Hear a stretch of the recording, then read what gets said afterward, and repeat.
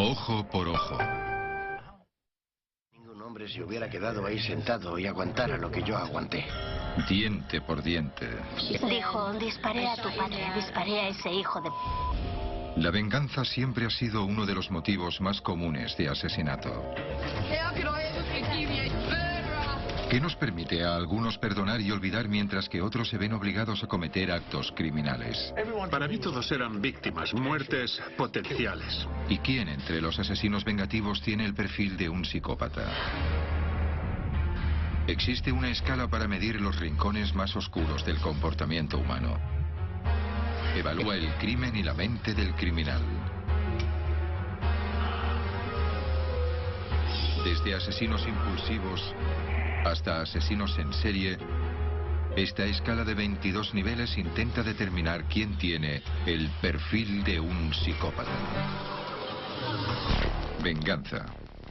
Asesinos vengativos impulsados por un terrible deseo de ajustar cuentas. Coy Wayne Westbrook encontró a su mujer de la que se había separado con su nuevo amante en una fiesta. Perdió el norte y mató a todos los que allí se encontraban. Archie McCafferty quedó devastado por la muerte de su hijo pequeño. Juró que mataría 7 personas para equilibrar la balanza. La venganza es una emoción humana. Todos fantaseamos con castigar a aquellos que nos han hecho daño. Pero ¿qué hace que ciertas personas crucen el límite y conviertan sus fantasías en realidad? El Dr. Michael Stone es psiquiatra forense en la Universidad de Columbia de Nueva York. Creó una escala de 22 niveles para cuantificar los motivos, métodos y mentalidad de los asesinos.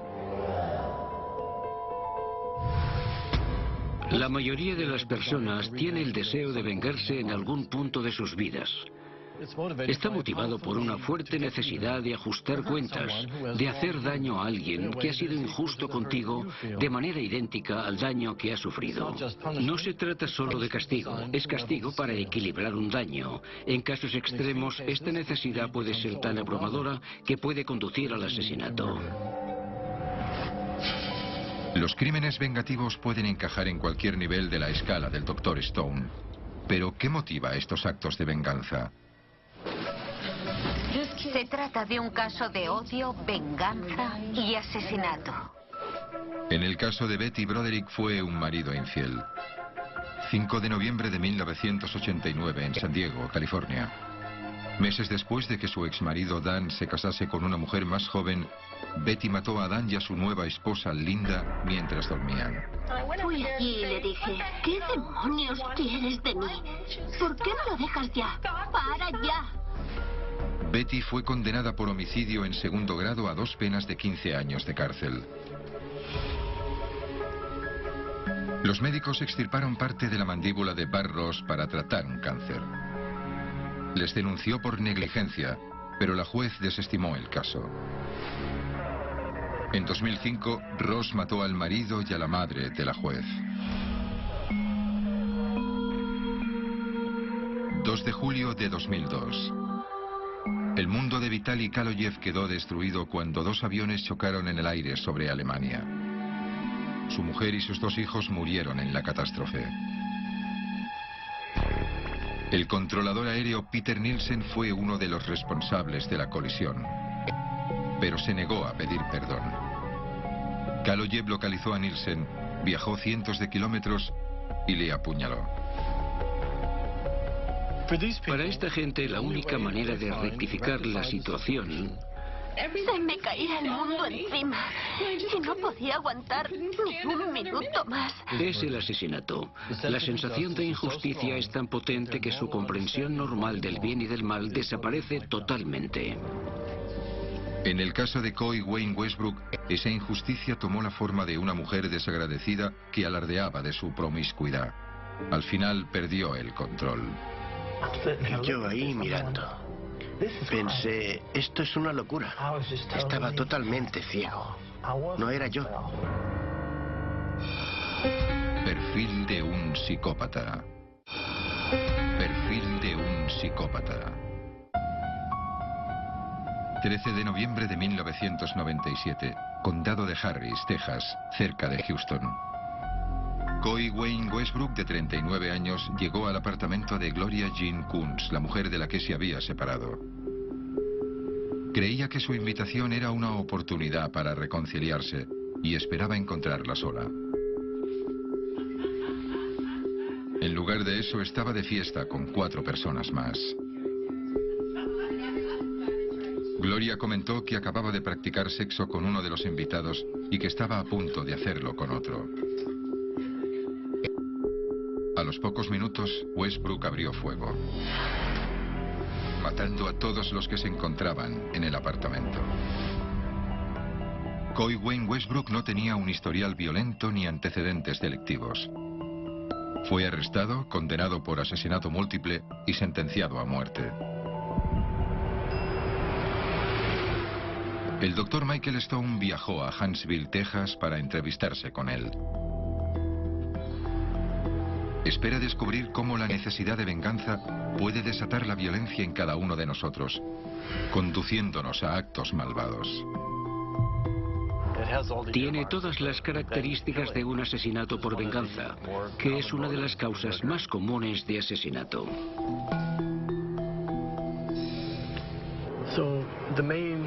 ¿Cuál es el sentimiento principal que recuerda en su interior si lo piensa ahora? Iba a suceder algo anormal. Quiero decir que algo estaba mal. Lo notaba dentro de mí. Algo iba a suceder.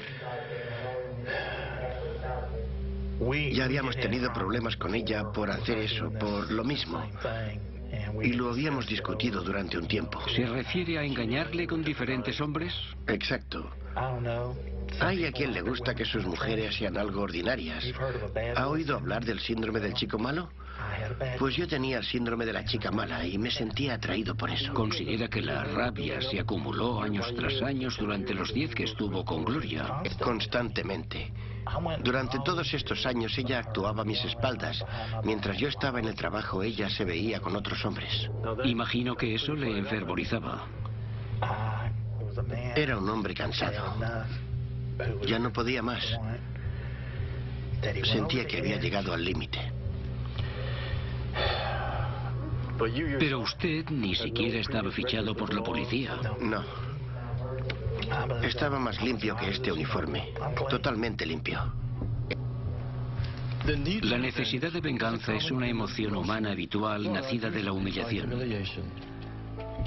A menudo, las personas que cometen actos violentos de venganza no tienen historiales violentos.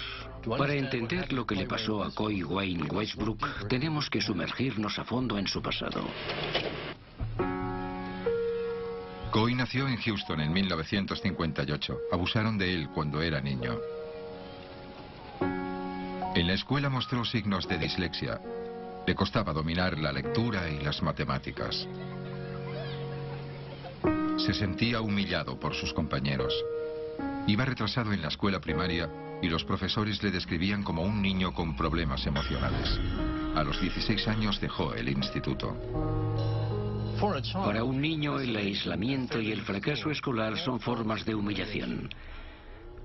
Que te digan que no eres tan bueno como los demás genera una reducción de autoestima. Puede que permanezca durante toda la vida. En 1987, Westbrook trabajaba de guardia de seguridad cuando conoció a Gloria Jean Kunz. Se fueron a vivir juntos y después se casaron. Cuando Westbrook descubrió que su mujer tenía aventuras con otros hombres, se separó. Siempre la traté bien, pero eso no la hacía feliz. Quería vagabundear por las calles y pasarse el día con sus amigos camorristas, por decirlo así. La noche de los asesinatos, Gloria se jactó de sus infidelidades. Se acostaba con un invitado en la habitación, mientras que en la otra los demás se reían de Westbrook. No creo que ningún hombre se hubiera quedado ahí sentado y aguantara lo que yo aguanté. Así que pensé que no tenía por qué estar ahí, que no estaba bien. Irritado y humillado, Westbrook perdió el control. Me senté y pensé que quizá alguien tendría por casualidad una pistola. Así que desenfundé mi rifle de caza y fui a la casa. Y cuando me dirigí hacia allí no tenía intención de hacer daño a nadie. La intención era, si acaso, apuntarles, asustarles un poco y largarme de allí. Pero uno de los presentes le tiró a la cara una lata de cerveza y los demás comenzaron a reírse. Westbrook estalló. Cuando me tiró la cerveza a la cara comencé a disparar. A partir de ese instante, ni siquiera sabía si iba a darles. Quiero decir que simplemente sucedió. Todo pasó en cuestión de segundos. Westbrook disparó y mató a 3. Después entró en la habitación en la que su exmujer estaba acostada con el otro hombre. Mató a los 2. Seguían haciéndolo. Y yo ahí mirando, pensé, esto es una locura. Estaba totalmente ciego. No era yo. No apuntaba a matar ni nada de eso. La acusación intentó hacer ver que yo había entrado en la casa y masacrado a aquella gente. No es lo que sucedió. En absoluto. Estaba claro lo que pasó ahí dentro. Era un hombre que ya estaba cansado, que había llegado al límite y se había cargado a 5 personas. Esto no es algo de lo que pueda presumir. Es muy triste y he llorado mucho por ello. Me arrepiento de lo que ocurrió. Aún sigo echando de menos a mi mujer. No soy un monstruo. No soy una persona malvada.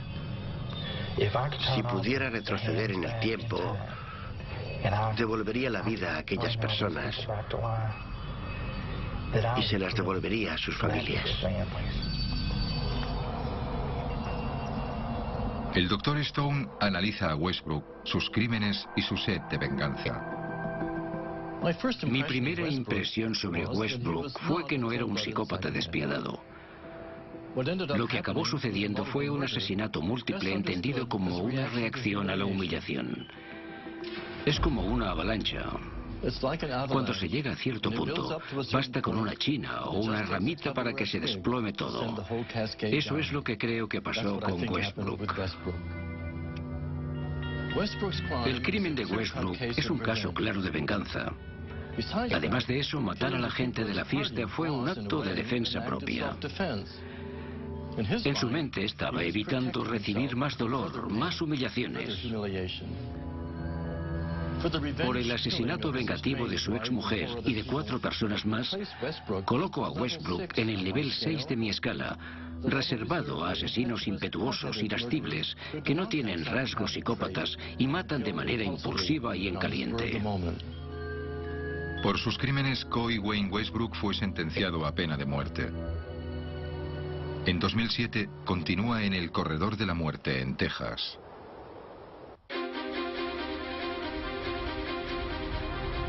¿Qué provoca que la ira supere nuestra capacidad de control? ¿Por qué algunos controlamos nuestra rabia mientras que otros se ven sobrepasados por ella? Todo el mundo se enfada de vez en cuando. Es una emoción normal.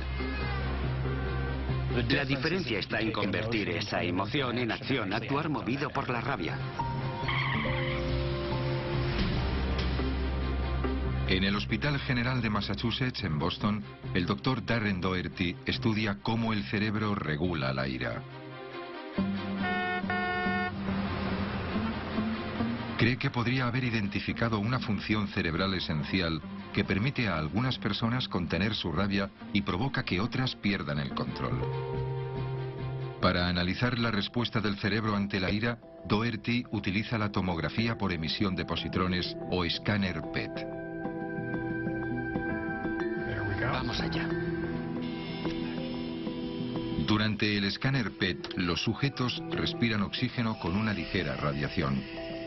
Midiendo el índice de oxígeno que se utiliza en las diferentes áreas del cerebro, el escáner evaluó la actividad cerebral, revelando qué partes regulan las respuestas a diferentes estados de emoción. Para estudiar el impacto de la ira en el cerebro, el Dr. Doherty utiliza un guión. Una descripción grabada con los momentos más furiosos en la vida del sujeto.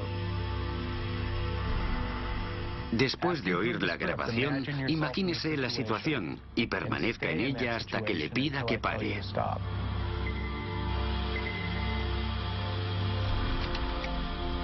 Entré en la habitación y la vi besando a Brian, que hasta ese momento era mi mejor amigo. Mientras los pacientes visualizan sus momentos de ira, el escáner PET proporciona al Dr. Doherty una imagen de la respuesta cerebral.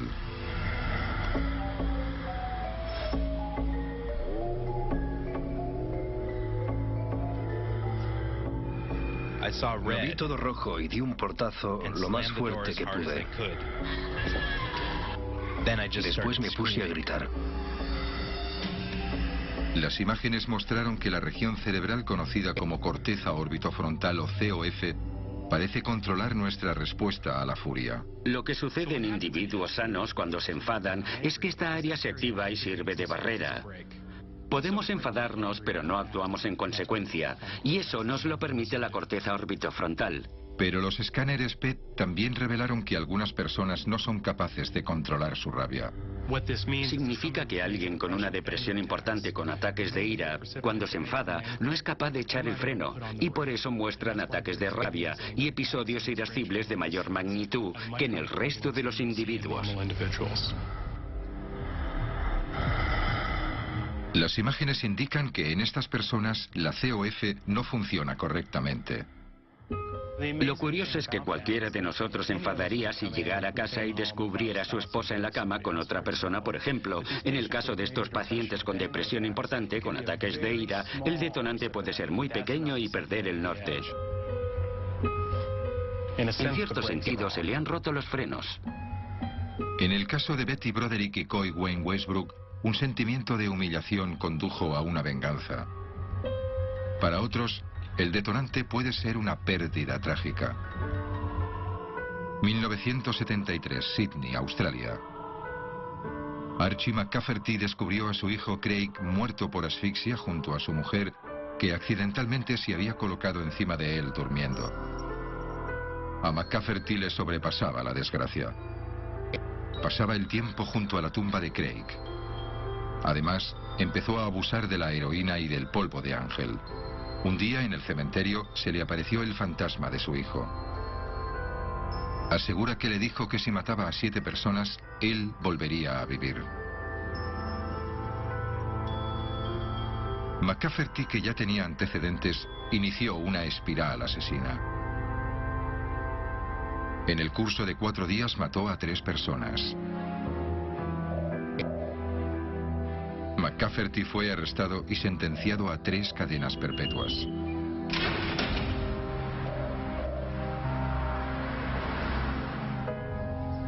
El doctor Michael Stone entrevistó a McCafferty para obtener más información acerca de qué desató su sed de venganza y para determinar si todavía siente la necesidad de ella.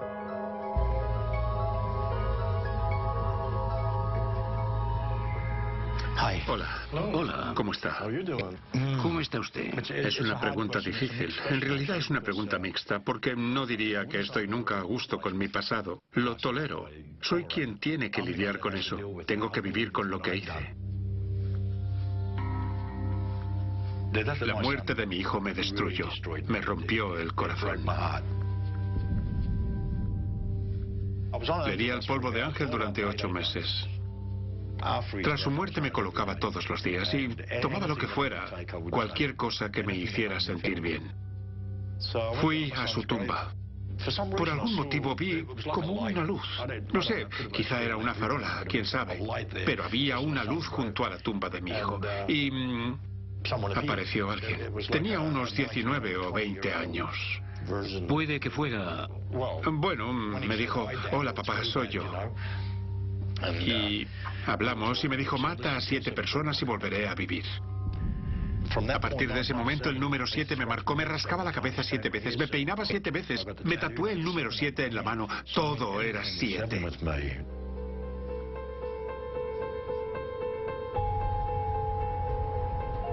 McCafferty pasó a los hechos después de la visión. Reunió a unos antiguos compinches para secuestrar a Ronald Cox, de 42 años. Le llevaron a la tumba de Craig, donde suplicó por su vida.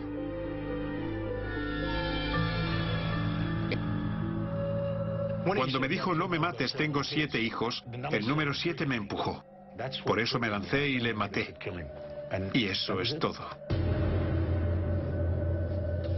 ¿Pensaba que Craig iba a aparecer de repente? Sí, miré, pero no había ninguna luz. No había nada, solo oscuridad. De verdad, esperaba que viniera. ¿Y dónde dejaron el cuerpo? En la tumba. Ya, vale. Fue la última vez que pensé en él. Frío, calculador y todo lo demás. No volví a pensar en él. Solo pensaba que me quedaban 6. La búsqueda de las 7 vidas continuó la noche siguiente cuando se encontró con George Sanson, de 50 años, caminando por una carretera. Salí del coche. Y cuando él se acercó hacia mí, le cogí del pescuezo. Me miró y me dijo, ¿qué es lo que quieres? Al minuto yacía muerto en el suelo, apuñalado. 2 días después, simulando hacer autostop, McCafferty y sus compinches secuestraron al profesor de autoescuela Evangelos Coleus, de 24 años. El coche se detuvo. Dick se giró y le pegó un tiro en la cabeza justo en el medio. Y al dispararle, me salpicó la sangre. Sentí que me quemaba. Dije que quería sacarle del coche, así que le tiramos. Me senté al volante y lo atropellé para asegurarme de que estaba bien muerto. Suena frío, calculador, loco, pero...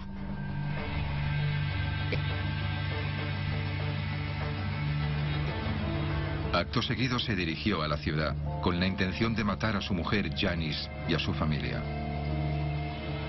Pero el coche se quedó sin gasolina. Al día siguiente estaba desesperado por encontrar a 4 víctimas más. Decidió matar a Rick Webster, uno de los miembros de la banda. Pero Webster se enteró y avisó a la policía. Iba a pegarle un tiro cuando bajara de las escaleras. Lo siguiente que recuerdo es una pistola apuntándome a la cabeza. No muevas un músculo, dijo el poli, o estás muerto. Y me arrestaron. Tras su arresto y encarcelación, la ira de McCafferty continuó sin tregua durante años. Entonces conoció a alguien que le cambió la vida. Perfil de un psicópata. Sobrepasado por el dolor que le provocó la trágica muerte de su hijo, Archie McCafferty creía que si mataba a 7 personas, Craig resucitaría. Con una banda de cómplices, McCafferty mató a 3 personas cerca de Sydney, Australia. Pero cuando decidió que un miembro de la banda sería su próxima víctima, este avisó a la policía. 6 días después de comenzar la furia criminal, McCafferty fue arrestado. Durante el juicio, declaró que se sentía incapaz de luchar contra su abrumador deseo de venganza y pidió al tribunal que le sentenciara a muerte. En lugar de eso, le cayeron 3 cadenas perpetuas. Ni siquiera lo pensé. Pensaba que era lo correcto. ¿Lo correcto por qué motivo? Pues no quería seguir. Creo que en ese momento no quería hacer lo que estaba haciendo, pero tenía la necesidad de hacerlo y era mucho más fuerte que cualquier otra cosa. La necesidad de matar. De matar. Sí. El impulso era tan fuerte que no creía que pudiera controlarlo. Sinceramente, no creo que hubiera dejado de matar. No sé, porque si había matado a aquellos 4 y Craig no había vuelto, en ese estado mental habría pensado estoy haciendo algo mal y habría vuelto a la tumba y habría hecho lo que me hubiera dicho. Creo que si no me hubieran cogido habría seguido matando. Así que el número 7 se podría haber convertido en 70 o en 77, quién sabe, no sé. Pero no tenía remordimientos, nada. En ese momento no pensaba que hubiera hecho nada malo. ¿Sabe algo de su primera mujer? ¿Qué está haciendo? ¿Piensa en ella de vez en cuando? Aún le reconcomen el rencor y la rabia y piensa, ya sabe. Ya no me pasa. Ni siquiera pienso en ella. Solo me acuerdo de ella si alguien me pregunta. Es el único momento en el que me acuerdo de ella. Sin embargo, pienso constantemente en mi hijo. Tenía tatuado su nombre, Craig, en el pecho, en memoria suya. Y en 1989 lo quemé con un cigarrillo. Pensé que quizás si me deshacía del nombre sería diferente. Pero sigo pensando en él todos los días. Nunca le he olvidado. Pero ya no me mortifica. Pienso que mucha gente ha sufrido. Muchas personas destruidas, demasiadas vidas destruidas. Demasiadas familias han sufrido a causa de lo que me ocurrió a mí con la muerte de mi hijo. Todo empezó con eso y no creo que realmente nadie sea responsable. Poco después de la muerte de Craig, los padres de McCafferty le llevaron a un psiquiátrico. Suplicó al médico que le ayudara a controlar su rabia. Si buscamos responsabilidades, creo que el hospital psiquiátrico quizá debería haber tenido un poco más de responsabilidad y haberme examinado un poco más, pensando, ¿por qué tiene esos pensamientos tan locos? No estoy culpando a nadie, solo intento descubrir por qué. McCafferty cree que su estancia en el hospital psiquiátrico fue el momento en el que se podía haber hecho algo para impedir los asesinatos. Durante mi estancia allí tuve pensamientos horribles. Hablé con el médico y le conté mis miedos. Le dije, mire, creo que si me suelta voy a matar a alguien. Le dije, tengo esta necesidad de hacer daño y herir a la gente porque no creo que mi hijo tuviera que morir. Siento mucha hostilidad hacia la gente y no considero que sea una persona segura. Así que le dije, ¿puedo quedarme aquí hasta que note que todo está bien? El caso es que una noche llegué tarde. Fue a las pocas semanas de llegar y no me dejaron entrar. Me dijeron, mira, tienes que irte. Has roto las reglas. Contesté, ¿qué diablos quieres decir? Y no volví a entrar. Es como en la Rusia comunista, en la que existe la prisión preventiva y te encierran por el resto de tu vida porque piensan que puedes hacer algo malo. Recuerde que no me fui del hospital psiquiátrico. Llegué 5 minutos tarde. Me echaron a patadas. Deberían haberme dejado allí. Es el error de que hablaba. Exacto. Ya. Ese error podría haber evitado lo que ocurrió. Es la pescadilla que se muerde la cola. Lo irónico es que finalmente le dejaron marchar. Pensaron que no podían mantenerle ahí porque no había cometido ningún delito. Dice que tiene sentimientos homicidas. Está preocupado porque puede que haga algo, pero no lo ha hecho. Así que, desde el punto de vista psiquiátrico, está bien y tienen que dejarle marchar. Y, por desgracia, hace un montón de cosas violentas. La violencia se disparó. Ya no está en el sistema psiquiátrico, sino en el sistema legal. Los impulsos violentos de McCafferty continuaron incluso en la cárcel. Quería llegar al número 7. Cada vez que tuve la oportunidad de atacar a alguien... ¿Lo tenía en mente? Sí, sin duda. Seguía creyendo que Craig volvería a vivir. Para mí todo el mundo era una víctima, una muerte potencial. Me metieron en una celda especial y nadie podía acercarse a menos de 2 metros. Pero engatusé a uno. Le llamaba dientes verdes y encías porque tenía los dientes verdes y las encías podridas.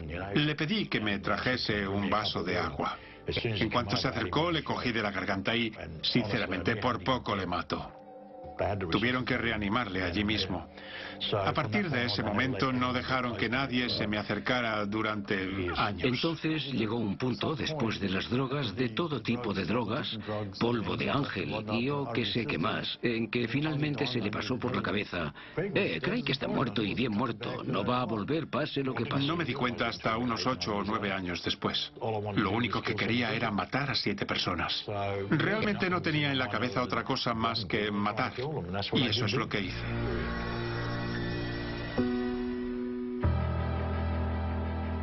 Los crímenes por venganza se cometen a menudo contra la persona que te ha infligido dolor o te ha humillado. El caso de Archie McCafferty es único en el sentido de que su venganza se materializa contra personas que no tienen ninguna relación en absoluto con la pérdida de su hijo. Esta incapacidad de controlar la rabia sugiere que el dolor de McCafferty no procede solamente de la pérdida de su hijo. Más bien, este incidente sirve de desencadenante de sentimientos profundamente asentados de traición y humillación que creemos que comenzaron pronto en su vida. Nacido en Glasgow en 1948, Archie McCafferty fue maltratado brutalmente de niño. Su padre le pegaba regularmente. Comenzó a agredir, destrozar edificios, robar y torturar animales. Lo que hacía con los gatos era subir al piso de arriba y tirarles por la ventana. Corría escaleras abajo lo más rápido que podía para ver qué aspecto tenían en el suelo. Con la esperanza de una nueva oportunidad para su hijo, la familia McCafferty se mudó a Australia en 1958. El cambio no ayudó. Siempre me metía en líos, en general por robar. No me veía obligado, se lo digo, era mi estilo de vida. Era un ladrón. A los 10 u 11 años, recuerdo decir que quería ser criminal. McCafferty pasó la mayor parte de su adolescencia en reformatorios. A los 24 años, su historial delictivo incluía 35 condenas, entre ellas algunas por allanamiento de morada, robo de coches, hurtos y atracos a bancos. Este impulso de arremeter contra la sociedad, constantemente infringiendo la ley y rompiendo convenciones, muestra una rabia interior que no era capaz de resolver de una manera socialmente aceptable. A esta edad, relativamente joven, tenía dos opciones: lidiar con sus demonios internos o convertirse en un criminal más grave. En 1972 conoció a Janice Reddington. Se casaron y ella se quedó embarazada. En cuanto a Janice, creo que fue mi primer amor. Lo que no recibía de mi familia lo encontré en ella. Cuando se quedó embarazada pensé que era lo mejor que me había pasado nunca y cambió mi vida. Decidí dejar de delinquir e intentar llevar una vida normal. ¿Haciendo qué? Trabajaba como basurero. En aquella época nos llamaban basurólogos. La amaba. Pensaba que era lo mejor que me había pasado. Nos casamos. Tuvimos al niño y ese fue nuestro error. La repentina muerte del hijo, Craig, le apartó del buen camino. La gente me dice que estoy loco, no sé. ¿Qué es la locura? Es una línea muy delgada, no creo que estuviera loco. No creo que fuera bueno, tampoco creo que fuera totalmente malo. Simplemente me descarrié y el motivo fue la muerte de mi hijo. En 1981, tras 8 años en prisión, Archie McCafferty empezó a mostrar indicios de cambio. Coincidió con el momento en que conoció a Mandy Quinn, una joven que había ido a visitar a otro preso. Mandy no tenía ni idea de quién era, ni de lo que había hecho, ni nada. Así que hablamos y parece que encajamos muy bien. A partir de esa visita empezó a venir todas las semanas. Debe haber sido una mujer muy especial. Era un ángel. Mandy me dio algo que nunca había tenido, me dio pureza. Nunca desde el primer momento se sintió intimidada y cuando finalmente descubrió lo que había hecho, no se lo podía creer. Porque descubrió su lado humano. Sí, me sacó el lado humano. Cuando estaba con Mandy, era humano. Mandy veía a un gatito y esa es la parte de mí que me gusta ahora. Sacó esa parte de mí y eso es todo. Mía. Amor puro. Y desde ese momento me moría por salir de la cárcel. Durante los siguientes 16 años, Mandy visitó a Archie asiduamente. Se convirtió en un prisionero modelo. La pareja se casó y McCafferty solicitó la libertad condicional. Le ubicaron en un programa de rehabilitación con libertad condicional. Lo único que quería era estar con Mandy.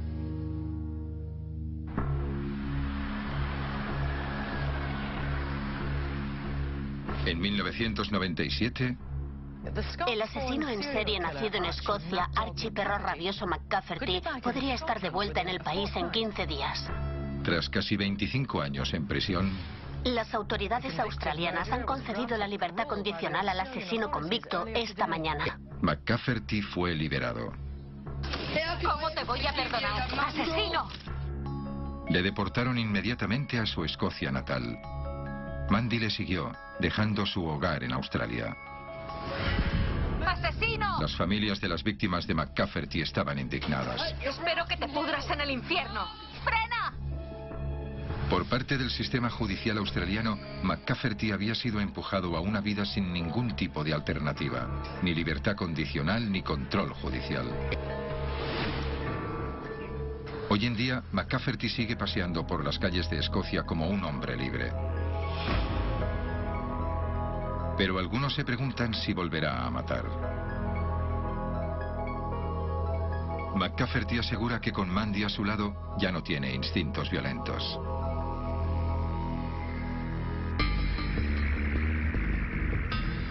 El amor de Mandy, asegura, trajo paz a su vida. Algunos científicos creen que el amor puede efectivamente protegernos contra el dolor. El Dr. James Cone de la Universidad de Virginia ha analizado la confluencia del amor y el dolor. Sabemos que la conexión con otra persona es increíblemente importante para la gente. Sabemos que las personas se ayudan unas a otras a través de todo tipo de situaciones sentimentales. El Dr. Cone ideó un estudio para analizar lo que ocurría en el cerebro cuando la persona amada proporcionaba consuelo en una situación tensa. Ahora conectaremos los cables que te engancharemos en el tobillo. El Dr. Cone sometió a los participantes a estrés, amenazándoles con descargas eléctricas aleatorias. En la máquina de IRMF, a los sujetos se les mostraban dos posibilidades, una segura y otra amenazadora. La amenazadora indicaba que el sujeto debía recibir una descarga. Cuando ven las posibilidades, lo que hacen es crear esta sensación de ansiedad anticipatoria.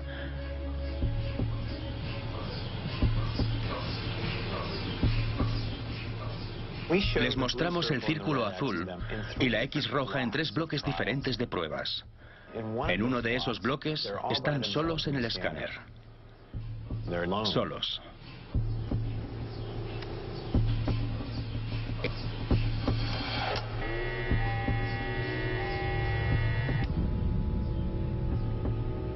En los otros dos, hicimos algo que no habíamos hecho nunca. Un hombre anónimo les daba la mano.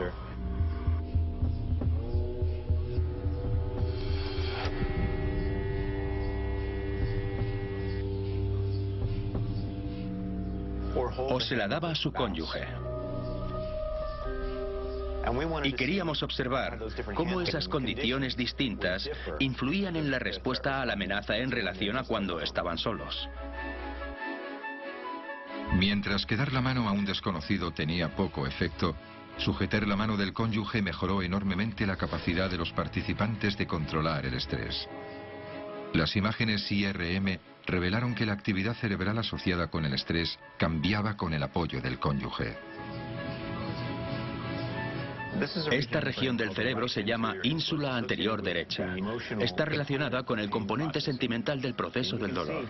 Y como se ve, hay algo de actividad, se observa en la mancha púrpura.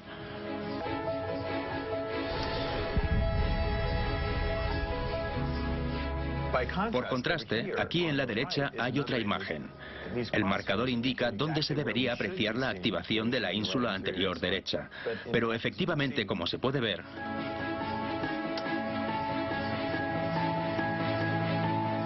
no hay ninguna respuesta. Las conclusiones del Dr. Cone sugieren que el amor realmente puede protegernos del dolor. Pero ¿puede suavizar una profunda necesidad de venganza? ¿Una fuerza tan potente que obliga a cometer asesinatos? Cambié, no soy la misma persona. No puedo deshacer mi pasado, pero ya no pienso en matar. Perfil de un psicópata. 1997. El asesino confeso Archie McCafferty ha salido de la cárcel en Australia y es deportado a su Escocia natal. Se ha enamorado y casado en la cárcel. ¿Puede el amor de su vida, Mandy, sofocar su necesidad de venganza? McCafferty y Mandy formaron una familia en Escocia y asegura que de nuevo disfrutó de la paternidad. Intentaban llevar una vida normal, pero afirma que la atención negativa de la prensa, que frecuentemente se refería a él como el perro rabioso de McCafferty, fue demasiado para Mandy. En 2004 le abandonó y se llevó a los niños a Australia, un país al que McCafferty no podía regresar legalmente.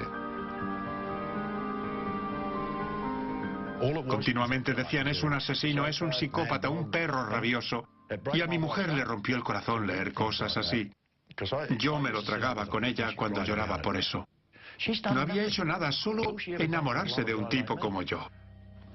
Creo que a partir de ese momento es cuando Mandy empezó a querer regresar a casa. Y no la culpo porque aquí no era bienvenida.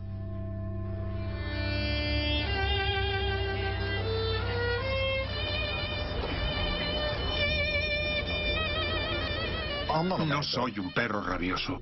Me molesta porque imaginas un perro sarnoso echando espuma por la boca que te va a saltar a la yugular. Eso es lo que le parezco a la gente y no es cierto. Ahora McCafferty se encuentra solo y sin apoyo. Han pasado más de 30 años desde la furia asesina que motivó su venganza. ¿Qué ha aprendido de sus crímenes y cómo vivirá con sus nuevas circunstancias?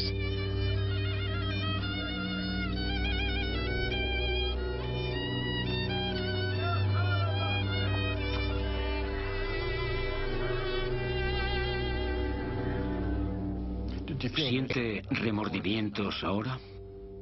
Tengo muchos remordimientos, pero no creo que las víctimas sufrieran. Bien. Fue rápido. Sí. No es un consuelo. No por eso estuvo bien. Pero nunca he sentido pena. Y no creo que tenga que pedir perdón por nada, porque me parece que ya me han castigado severamente por ello. He sufrido muchísimo. Hubiera preferido que me pegasen un tiro en el cerebro que pasar esos 20 y tantos años en la cárcel. Quizá esté un poco enfadado por lo que me pasó y quizá no esté listo para pedir perdón.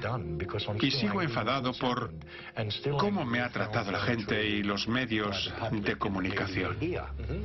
Me equivoqué. Hice daño a mucha gente, lo admito. Nadie recibirá mis disculpas porque no puedo hacerlo, no lo siento. No puedo mortificarme. Si me mortifico, ¿volveré a lo mismo? La indecisión de McCafferty para pedir perdón refleja en cierto modo sus antiguos actos asesinos egoístas. Cuando McCafferty experimentó el amor y apoyo de su nueva esposa y niños, su rabia se apaciguó en gran medida. Cuando le abandonaron para regresar a Australia, su rabia volvió a despertarse, solo que en esta ocasión era rabia porque los medios se burlaban de él y le avergonzaban. No es imposible que McCafferty regrese a sus métodos asesinos, pero creo que el miedo a volver a la cárcel evitará que esto ocurra.